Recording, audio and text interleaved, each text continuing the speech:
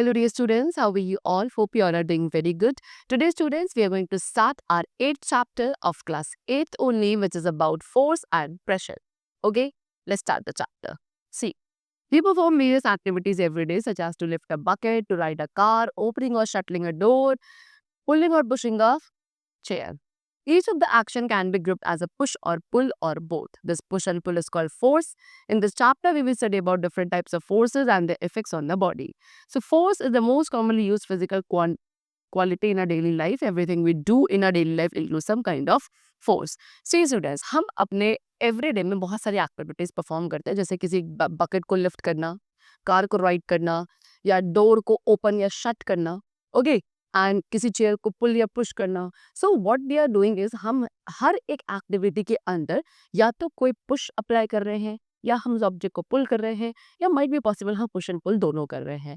सो ये जो push and pull है, इसी को क्या कहा जाता है? फोर्स कहा जाता है. सो इस चैप्टर में हम डिस्कस करेंगे डिफरेंट टाइप्स ऑफ फोर्सेस के बारे में एंड उनके इफेक्ट्स के बारे में in our daily life. So force क्या है? एक मोस्ट कॉमनली यूज होने वाली फिजिकल क्वालिटी हमारे डेली लाइफ में. हम हर एक एक्टिविटी जो अपनी डेली लाइफ में परफॉर्म करते हैं, उनको परफॉर्म करने के लिए किसी न किसी फोर्स की रिक्वायरमेंट होती है.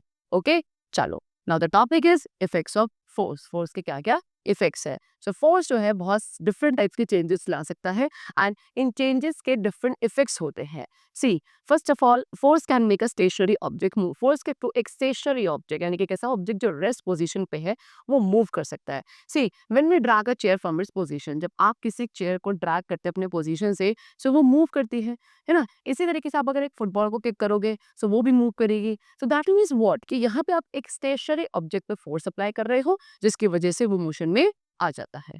ओके, चलो, next word is force can change the speed of any object. Force के थ्रू किसी ऑब्जेक्ट की स्पीड को भी चेंज किया जा सकता है, किसी मूविंग ऑब्जेक्ट की स्पीड को. When rickshaw puller can not pull his heavy rickshaw, जब एक रिक्शा पुलर अपने हेवी रिक्शा को पुल नहीं कर पाता है एक फास्ट स्पीड पे, सो वो किसी को पुश करने के लिए बोलता है ना. और जब कोई दूसरा पर्सन भी क्या पीछे से उसको पुश करता है, सो वो रिक्शा एक फास्टर स्पीड के साथ मूव करने लगता है.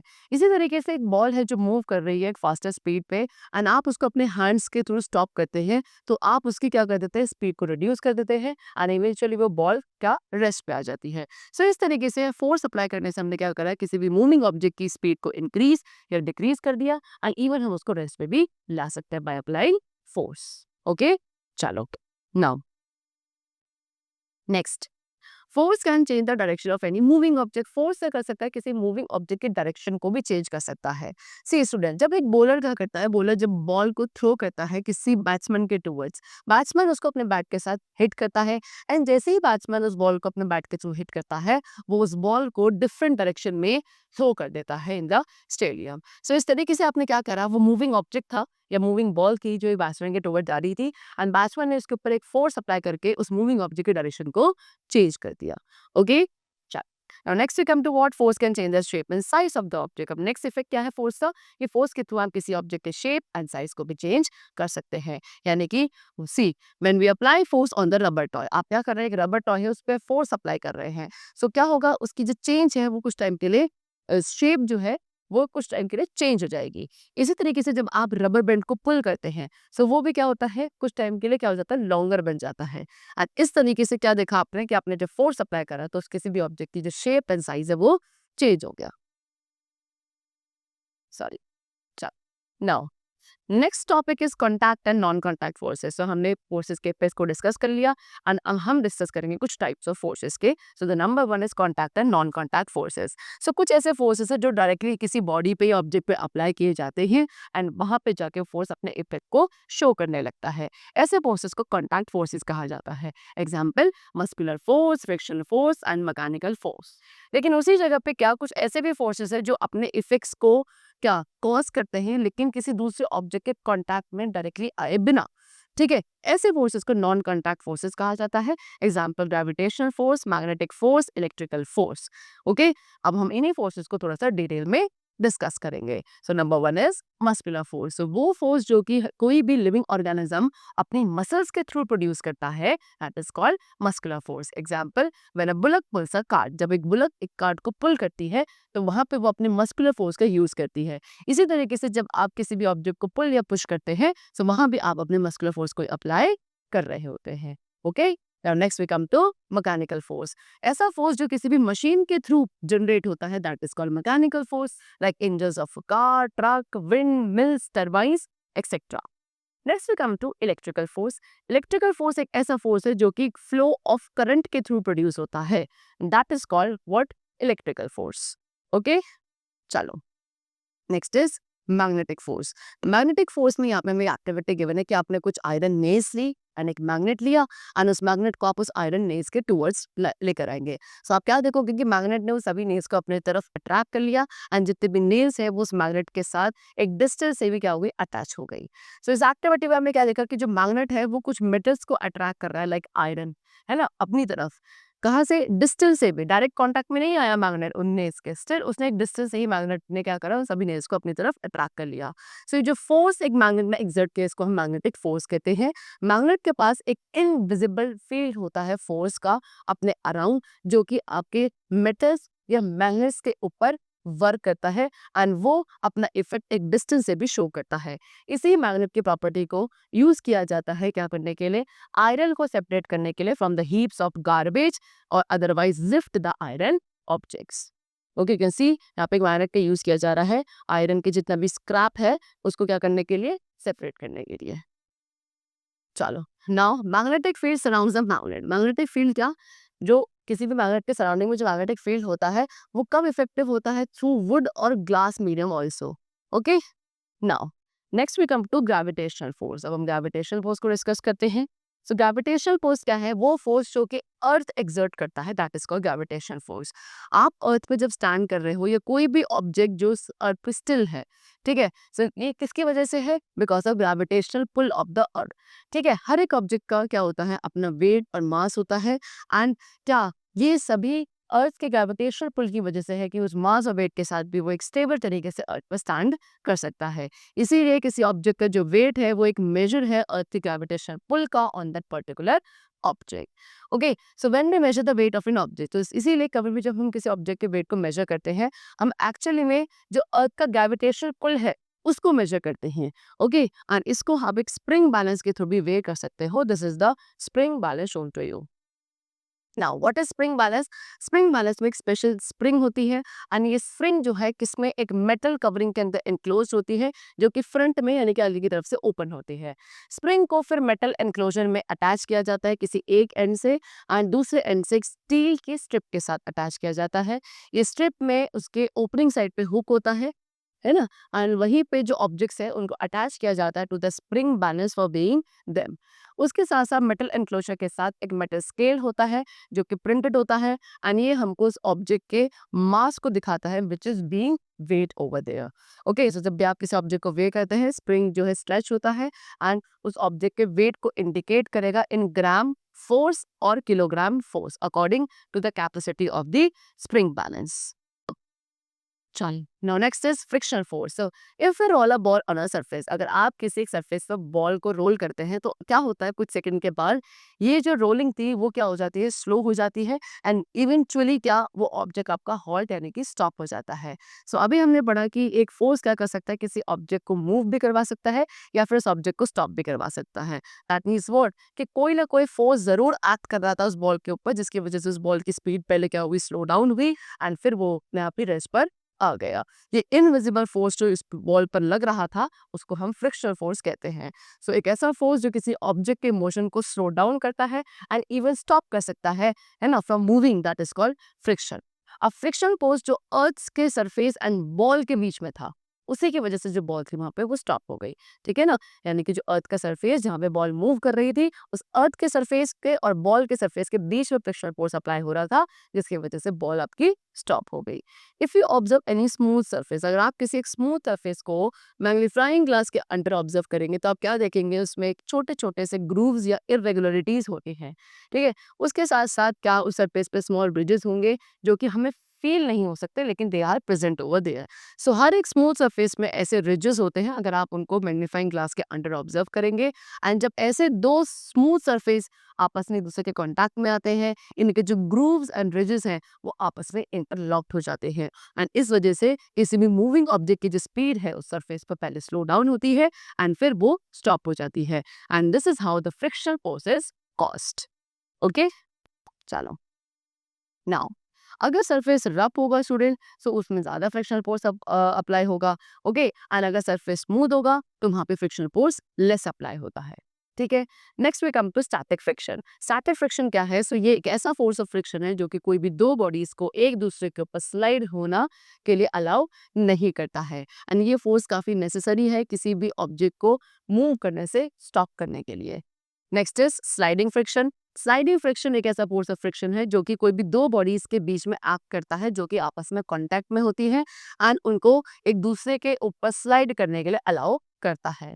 Next is rolling friction. वो फ्रिक्शन फोर्स जो किसी बॉडी के ऊपर एक्ट करता है जब वो बॉडी किसी सर्कुलर सरफेस के पे मूव करती है, उसको रोलिंग फ्रिक्शन कहता है। जैसे कि एक रोलर, ये जो एक व्हील है, ठीक है। चलो, रोलिंग फ्रिक्शन कब कॉज होता है? जब एक मूविंग सर्कुलर बॉडी सरफेस पर, जिस सरफेस पर वो मूव कर रही है, उस सरफेस पर वो मूविंग सर्कुलर बॉडी एक डिप्रेशन को कॉज करती है, एंड एक स्लाइट डिप्रेशन कॉज होता है जब उसका कॉन्टैक्ट किसी दूसरे सरफेस पर आता है। सो जो दोनों ही डिप्रेशंस है वो इंटरलॉक हो जाते हैं एंड उसके बाद फ्रिक्शन वहाँ पे कॉज होता है। एंड रोलिंग फ्रिक्शन जो है स्लाइडिंग फ्रिक्शन से काफी कम होता है, कितना? By more than 10 times. Okay, चलो, एंड क्योंकि आई टोल्ड यू, क्योंकि रोलिंग फ्रिक्शन आपका स्लाइडिंग फ्रिक्शन से कम होता है, सो हम हमेशा क्या करते हैं? स्लाइडिंग फ्रिक्शन को रिप्लेस करने की कोशिश करते हैं रोलिंग फ्रिक्शन के साथ। फॉर एग्जांपल, किसी भी एक सूटकेस को व्हील्स के साथ ड्रैग करना ज्यादा इजी होता है। जितने भी मीन्स ऑफ ट्रांसपोर्टेशन हमारे पास है, सब में व्हील्स एंड मशीन्स है एंड उनमें बॉल बियरिंग्स अंदर होती हैं। Okay, now next is advantages of friction. Friction के क्या क्या एडवांटेजेस हैं? तो ये it is said that friction is a necessary evil. ठीक है, फ्रिक्शन एक काफी नेसेसरी इवल है बिकॉज विदाउट फ्रिक्शन ये काफी डिफिकल्ट हो जाएगा किस बहुत सारे फंक्शंस को परफॉर्म करना। ठीक है, अगर फ्रिक्शन फोर्स ना होता तो हम वॉक नहीं कर पाते, है ना। फ्रिक्शन फोर्स की वजह से ही जो हमारे फुट या ग्राउंड के बीच में होता है या हमारे शू के सोल या ग्राउंड के बीच में होता है, इसी फ्रिक्शन फोर्स की वजह से we are able to walk. Next, automobiles के जो ब्रेक्स है वो भी फ्रिक्शन की वजह से ही वर्क करते हैं। बसेस एंड कार या जितने भी मीन्स ऑफ ट्रांसपोर्टेशन है, they all are able to move due to friction force. Next, screw वगैरह ये सब जो है वुड में अच्छे तरीके से लग पाते हैं ड्यू टू फ्रिक्शन। उसके अलावा बहुत सारे एडवांटेजेस है फ्रिक्शन के, like lighting of fire, stopping और moving the things etcetera.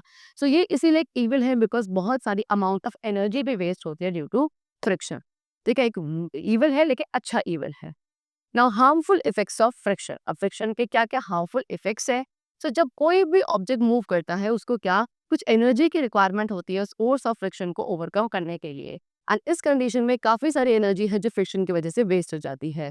Friction की वजह से काफी वेयर एंड टेयर भी होते हैं, हमारे शूज के जो सोल्स है वो वर्न आउट हो जाते हैं फ्रिक्शन की वजह से। सिमिलरली कार एंड बसेस के जो टायर्स है ये भी बर्न आउट होते हैं फ्रिक्शन की वजह से, है ना। एंड इससे हमारी मशीन्स को भी हार्म पहुंचता है, एंड जब ये मशीन्स हीट अप हो जाती है, मेटल्स जो है इसके अंदर वो मेल्ट होना स्टार्ट हो जाते हैं, एंड इसीलिए कूलेंट्स को भी इसके अंदर यूज किया जाता है सो दैट किसी भी मशीन के अंदर टेम्परेचर को कंट्रोल में रखा जा सके।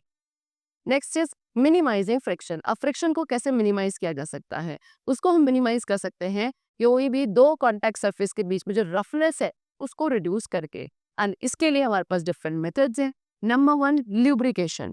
ल्यूब्रिकेशन क्या है? अगर रफ सरफेसेस क्या है आपके टाइमली उनको ल्यूब्रिकेट किया जाए तो उसमें जो फ्रिक्शन है वो कम हो सकता है। ऑयल, ग्रीस, ग्रेफाइट ये सभी आप एज ए ल्यूब्रिकेट यूज कर सकते हैं फॉर मिनिमाइजिंग फ्रिक्शन। जब एक ल्यूब्रिकेटिंग मटेरियल की लेयर को आप दो सरफेसेस के बीच में अप्लाई करते हैं तो उन दोनों सरफेस के बीच में लगने वाला जो फ्रिक्शन है वो ल्यूब्रिकेटिंग लेयर के बीच में एंड सरफेस के बीच में वो फ्रिक्शन को मिनिमाइज कर देता है। Next is use of powder. आपने यूजुअली देखा होगा जब आप कैरम बोर्ड खेलते हैं तो आप क्या करते हैं उस बोर्ड के सरफेस पर एक पाउडर को अप्लाई कर देता है सो दैट उस बोर्ड का सरफेस स्मूथ हो जाए, है ना, एंड उसके बाद आप एक फ्रिक्शनलेस गेम खेल सके। सिमिलरली पाउडर्ड ग्रेफाइट होता है जिसको हम मशीन के उन पार्ट्स को अप्लाई करते हैं जहाँ पे ग्रीस को अप्लाई नहीं किया जा सकता so that we can reduce the friction over that particular part. Next is using wheels. Wheels जो है इजीली रोल कर सकती हैं एंड इनको हैंडल करने के लिए एनर्जी भी कम रिक्वायर्ड होती है। सो इसीलिए किसी भी स्लाइडिंग फ्रिक्शन को कन्वर्ट करने के लिए टू द रोलिंग फ्रिक्शन हमें व्हील्स का यूज करना पड़ता है उन ऑब्जेक्ट्स के अंदर जिनको हम बार बार मूव करना चाहते हैं। Example luggage, washing machine, machines and जितने भी मूवेबल हैवी ऑब्जेक्ट्स है। Next is using ball bearing. Okay, so ball bearings का यूज किया जाता है फ्रिक्शन को रिड्यूस करने के लिए जो हैवी ऑब्जेक्ट्स है उनके। Like cycle, car etcetera. Ball bearings हमारे स्मॉल स्टील्ड बॉल्स हैं जो कि मूविंग सरफेसेस के बीच में रखा जाता है, और इन्हीं बॉल्स की वजह से जो मेटल सरफेस है वो इजीली मूव कर सकते हैं एंड फ्रिक्शन को रिड्यूस किया जा सकता है। ओके, चलो next is what, streamlining the body of the object. किसी भी ऑब्जेक्ट की बॉडी को स्ट्रीमलाइन करके भी फ्रिक्शन रिड्यूस किया जाता है। सो जो फ्रिक्शन एयर एंड वाटर की वजह से होता है उसको अवॉइड करने के लिए ऑब्जेक्ट्स को हमें स्ट्रीमलाइन बनाना पड़ता है। स्ट्रीमलाइन यानी कि इस पे ऑब्जेक्ट को, ऑब्जेक्ट की बॉडी को एक ऐसी शेप प्रोवाइड करना है जहाँ पे उसका जो मिडिल वाला पार्ट है वो ब्रॉड होता है एंड जो एंड्स वाला एजेस वाला पार्ट है वो थोड़ा नैरो होता है।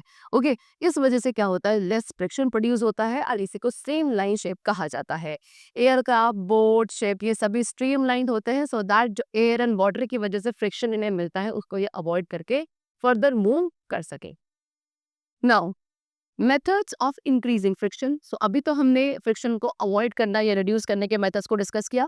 अब हम फ्रिक्शन को इंक्रीज करने के क्या मेथड्स हो सकते हैं। जैसे कि हमने पढ़ा कि फ्रिक्शन एक नेसेसरी इवन है। सो कुछ केसेस में क्या काफ़ी ज़रूरी होता है फ्रिक्शन को इंक्रीज करना, जैसे कि हमारे शूज़ का केस होता है। ओके, अगर हमारे शू के सोल्स एंड रोड के बीच में फ्रिक्शन नहीं होगा तो हम रोड पर वॉक नहीं कर पाएंगे। सो इसीलिए फ्रिक्शन को इंक्रीज करने के लिए कोई भी दो सरफेसेस के बीच में हमारे पास कुछ स्टेप्स है which we should take. Number one, जैसे कि शूज है, शूज की जो सोल्स होती हैं उन पे नीचे ग्रूव्स होते हैं, है ना। इसीलिए जो आपके प्लेयर्स या माउंटेनियर्स के शूज होते हैं उनमें स्पाइक्स होते हैं उनकी सोल पर, सो दैट फ्रिक्शन वहाँ पे इंक्रीज हो जाए। व्हीकल्स के टायर्स में भी ग्रूव्स होते हैं सो दैट जो फ्रिक्शन है उसको इंक्रीज किया जा सके between tyres and the road.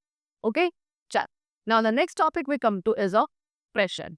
So pressure क्या है, we have already studied that what effect the force can produce. अभी हमने पढ़ा था कि फोर्स क्या के इफेक्ट्स को प्रोड्यूस कर सकता है किसी भी पर्टिकुलर ऑब्जेक्ट पे। सो अब हम क्या प्रेशर के बारे में डिस्कस करेंगे। सी, एक पेंसिल एंड शार्पनर, आपने क्या करें, पेंसिल लिया और उसको एक एंड से शार्प कर दिया। फिर आपने एक पेपर लिया एंड उस पेपर को क्या करा, प्रिक कर दिया उसी शार्प पेंसिल से, है ना। जो पेंसिल का शार्प वाला एंड था उसे से आपने उसके अंदर इस तरीके से प्रिक कर दिया। अब आपने अपने पेंसिल को इन्वर्ट किया एंड दोबारा से अब आप क्या कर रहे हो, इन्वर्ट करके यानी कि दूसरी वाली साइड से उस पेपर को दोबारा से प्रिक करने की कोशिश कर रहे हो। सो आप ये देखोगे कि आपको ये पूछा जा रहा है कि पेंसिल के कौन सी वाले एंड से पेपर को प्रिक करना ज्यादा इजी था, या फिर पेंसिल की किस एंड से आपको कम फोर्स लगाना पड़ा पेपर को प्रिक करने के लिए। सो यहाँ पे क्या रिजल्ट मिलेगा कि जहाँ पे एरिया ऑफ कॉन्टैक्ट स्मॉल था वहाँ पे लेस फोर्स अप्लाई करना पड़ा, एंड जहाँ पे एरिया ऑफ कॉन्टैक्ट ज्यादा था वहाँ पे आपको ज्यादा फोर्स अप्लाई करना पड़ा। ठीक है, सो इसे और अच्छे से समझने के लिए अब हम एक और एक्टिविटी परफॉर्म करेंगे। हमने यहाँ पे एक वुडन ब्लॉक लिया है, ठीक है, या फिर किसी में एक ऑब्जेक्ट को आप लोगे जो कि कॉनिकल शेप का होगा। एग्जाम्पल, मान लो आपने कॉनिकल शेप टिफिन बॉक्स या कॉनिकल एश ट्रे ली। अब इसमें आपने कुछ सैंड ली एंड उसको एक डीप ट्रे या बॉक्स के अंदर फिट कर दिया। अब आपने फिर एक ब्रिक ली एंड उसके जो टिफिन का जो ब्रॉडर पार्ट था उसको आपने सैंड के ऊपर रखा एंड उसके ऊपर ब्रिक रख दी। फिर उसके बाद आप ब्रिक को पिकअप करेंगे एंड उसका जो इम्प्रेशन टिफिन पर पड़ा है एंड द सैंड उसको आपको ऑब्जर्व करना है। अब आप उसके बाद क्या करेंगे, टिफिन का जो कॉनिकल वाला पार्ट है उसको सैंड के ऊपर रखेंगे एंड फिर उस टिफिन के ऊपर ब्रेक को प्रेस करेंगे। ओके, फिर उसके बाद दोबारा आपको उस इंप्रेशन को क्या करना है, ऑब्जर्व करना है। तो आप क्या ऑब्जर्व करोगे, जो इंप्रेशन है कॉनिकल एंड वाले ऑब्जेक्ट के केस में वो ज्यादा डीप है then the broader end. Okay, so इससे क्या क्लियर होता है कि जो इक्वल फोर्स जब आप डिफरेंट एरियाज ऑफ कॉन्टैक्ट पे अप्लाई करोगे उन दोनों का इफेक्ट जो होगा डिफरेंट होगा। एंड ये जो रिलेशन है इसी को प्रेशर कहा जाता है। तो प्रेशर क्या है, एक ऐसा फोर्स जिसको हम पर यूनिट एरिया पे अप्लाई करते हैं। ओके, एंड इससे ये भी क्लियर होता है कि जितना ज्यादा स्मॉल एरिया होगा उतना ज्यादा प्रेशर होगा और उतना ही ज्यादा उससे इफेक्ट ऑफ फोर्स होगा। सो प्रेशर का जो फॉर्मूला होता है that is force upon area. अब बात करते हैं units of force and pressure की। सो एसआई सिस्टम के अंदर जो स्टैंडर्ड यूनिट फोर्स की होती है उसको हम न्यूटन कहते हैं, कैपिटल एल के थ्रू रिप्रेजेंट किया जाता है। एंड जो कॉमनली यूज्ड यूनिट्स हैं जिनको हम फोर्स को मेजर करने के लिए यूज करते हैं that is kilogram force and gram force. And it is found कि 10 न्यूटन जो है वो 1 किलोग्राम फोर्स के इक्वल होते हैं। एसआई सिस्टम में जो प्रेशर की यूनिट है वो होती है न्यूटन पर स्क्वायर मीटर, एंड इस यूनिट को पास्कल भी कहा जाता है which is represented as P A. Okay, now applications of pressure, अब प्रेशर की कुछ एप्लीकेशंस को डिस्कस करते हैं। तो स्टूडेंट जितने भी निडल्स है उनके जो एंड्स होते हैं वो शार्पेंड एंड पॉइंटेड होते हैं, सो दैट वो क्या कर सके, किसी भी सरफेस में इजीली प्रिक हो सके। पॉइंटेड एड्स का मतलब क्या होता है कि वो प्रेशर को इंक्रीज कर देते हैं एंड वहां पे आपको लेस फोर्स रिक्वायर्ड होता है। इसी तरीके से जो ड्राइंग पिन्स है वो भी आपकी शार्पेंड होती है। जितने भी कटिंग ऑब्जेक्ट्स है सब शार्पेंड होते हैं उनके एंड्स, क्यों, सो दैट प्रेशर इंक्रीज हो एंड पेनिट्रेशन इजिली हो सके। स्कायर्स यूज लॉन्ग, स्कायर्स भी काफी लॉन्ग एंड फ्लैट स्काईज का यूज करते हैं स्नो पर क्या स्लाइड करने के लिए, इसकी वजह से प्रेशर रिड्यूस हो जाता है एंड स्कायर्स स्नो में सिंक होने से अवॉइड कर सकते हैं। हैवी व्हीकल्स को 6 to 8 व्हील्स के साथ क्या किया जाता है, फिट किया जाता है, सो दैट क्या वहाँ पे जो एरिया है कॉन्टैक्ट का उसको इंक्रीज किया जा सके एंड जो प्रेशर है रोड पे वो डिक्रीज हो जाए। हैवी टैंक्स में भी ब्रॉड चेन्स होती है उनके व्हील्स के अराउंड, है ना। व्हील्स जो है वो डायरेक्टली कांटेक्ट में नहीं आती रोड के, ये चेन्स में मूव करती हैं जो कि काफी ब्रॉड होती हैं एंड वो आपके रोड के कॉन्टैक्ट्स में आती हैं, जिसकी वजह से रोड पे जो प्रेशर अप्लाई होता है वो रिड्यूस हो जाता है। Next is animals like camels, camels जैसे एनिमल्स है ये भी क्या इजीली सैंड पर वॉक कर सकते हैं, लेकिन अगर हम डोंकीज और हॉर्सेस को बोले तो उनके लिए काफी डिफिकल्ट होगा उस सैंडी एरिया पे वॉक करना। Okay, so that is why, because camel के जो फीट होते हैं वो काफी ब्रॉड होते हैं, जिसकी वजह से सैंड पर प्रेशर कम जाता है लेकिन easily cross the road. It is always easy to walk on the flat shoes, flat shoes पे वॉक करना काफी इजी होता है, जबकि कोई ऐसे शूज जिनके पॉइंटेड हील्स होते हैं बैक में उस पे मूव करना काफी डिफिकल्ट होगा। ठीक है, इसी तरीके से किसी ऐसा प्लेटफॉर्म जो व्हील्स पे है पर हील्स पे है उस पे वॉक करना इजी होता है then the shoes with pencil heels. Now pressure exerted by liquid, so solid की तरह लिक्विड्स भी क्या करते हैं, प्रेशर एक्सर्ट करते हैं। जब आप किसी भी एक इन्वर्टेड कप या बॉटल को एक ऐसी बकेट जो फुल ऑफ वाटर है उसमें क्या करेंगे, पुट करेंगे, सो सिंपली जो है वो आपका वापस सरफेस पर ऊपर वापस आ जाता है वो कप या बॉटल जो है। सो इस तरीके से आपने क्या देखा कि वाटर जो है वहाँ पे एक प्रेशर एक्सर्ट कर रहा है, जिसकी वजह से वो जो आपका कप या बॉटल है वो उस वाटर के अंदर नहीं जा रहा है। एंड अनलाइक सॉलिड, सॉलिड्स की तरह जो प्रेशर लिक्विड्स एक्सर्ट करते हैं वो डिपेंड करता है उस लिक्विड की डेप्थ एंड डेंसिटी के ऊपर। लिक्विड्स का जो प्रेशर है वो डेप्थ के इंक्रीज के साथ इंक्रीज हो जाता है एंड इसीलिए किसी एक डीप सी का जो प्रेशर है वो काफी ज्यादा होता है, जिसकी वजह से ह्यूमन बॉडी को क्रश किया जा सकता है। डीप सी डाइवर्स जो है स्पेशली डिजाइन क्लोथ्स को वियर करते हैं जब वो सी के अंदर डीपली वेंचर करते हैं, बिकॉज लिक्विड्स के थ्रू जो प्रेशर अप्लाई किया जाता है वो सेम होता है in all the direction at the same depth. Devices जिसके थ्रू हम लिक्विड्स के प्रेशर को मेजर कर सकते हैं that is manometer. Now the last topic is atmospheric pressure. So students हमारे एटमॉस्फेयर में भी क्या है, मेनली गैसेस प्रेजेंट होती है, ये गैसेस भी हमारे ऊपर प्रेशर एक्सर्ट करती हैं एंड ये प्रेशर जो कि गैसेस एक एटमॉस्फेयर में एक्सर्ट करती हैं उसको एटमॉस्फेरिक प्रेशर कहा जाता है। ये प्रेशर आपका 100 किलो पास्कल के इक्वल होता है एट सी लेवल। ये प्रेशर डिक्रीज होता चला जाएगा जैसे जैसे हाइट आपकी डिक्रीज होगी, यानी कि हम जैसे ऊपर की तरफ मूव करेंगे जो मैग्नीट्यूड है प्रेशर का वो डिक्रीज होता चला जाएगा। एटमॉस्फेयर हमारी बॉडीज में भी प्रेशर एग्जिट करता है लेकिन हम उसको फील नहीं कर सकते, बिकॉज ऑक्सीजन जो हमारे ब्लड में प्रेजेंट है वो भी इक्वल प्रेशर हमारी बॉडी के अंदर से एग्जर्ट करता है एंड दोनों ही प्रेशर जो है वो बैलेंस हो जाते हैं। लेकिन जैसे ही हम हाई ऑल्टीट्यूड पे जाते हैं वहाँ पे एटमॉस्फेरिक प्रेशर काफी लो हो जाता है एंड जो प्रेशर हमारे ब्लड के थ्रू एग्जर्ट किया जाता है वो ज्यादा होता है as compare to the pressure exerted by the atmosphere at this altitude. इसीलिए कभी कभी जो हायर ऑल्टीट्यूड पे लोग रहते हैं उनको नोज ब्लीडिंग से सफर करना पड़ता है, क्योंकि उनका जो इनर प्रेशर है वो काफी ज्यादा होता है, जिसकी वजह से उनकी जो ब्लड वेसल्स है वो बर्स्ट हो जाती है। एंड दैट इज वाई जो एटमॉस्फेरिक प्रेशर इसको मेंटेन किया जाता है एरोप्लेन्स पे भी eight normal ground level pressure, because aeroplanes जो है काफी हाई ऑल्टीट्यूड तक फ्लाई करते हैं एंड वहाँ पे जो एटमॉस्फेरिक प्रेशर है वो कम होता है उस प्रेशर के कंपैरिजन में जो प्रेशर ऑक्सीजन हमारी बॉडी के अंदर से एक्सर्ट करती है हमारी ब्लड वेसल पे। इसीलिए अब आप एक्सप्लेन कर सकते हैं कि फाउंटेन पेन्स जो है वो कैसे लीकेज उनमें होने लगता है जैसे एरोप्लेन्स एक हाई ऑल्टीट्यूड पे जाते हैं। ओके, चाहे so that's all for the chapter. I hope you all have understood the concept of force and pressure very clearly. Okay, chalo, let's meet very soon. Then take care and thanks to all.